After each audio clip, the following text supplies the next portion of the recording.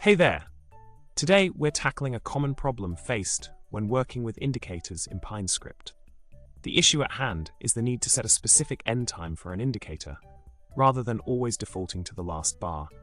This can be crucial for ensuring accurate calculations and plotting of data. Now, onto the solution. By utilizing a timestamp in your script, you can effectively define the end time for your indicator. This allows you to carry out all your calculations and plots based on the condition that the time is less than the specified end time.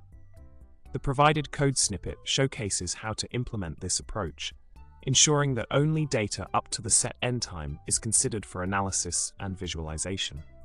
In summary, setting an end time for indicators in PineScript can greatly enhance the accuracy and relevance of your technical analysis.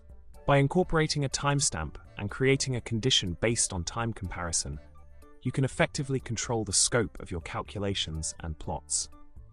Remember to adjust the end time as needed to align with your specific requirements. Thanks for tuning in, and don't forget to hit that subscribe button, give us a thumbs up, and drop a comment below with your thoughts or questions. Happy coding!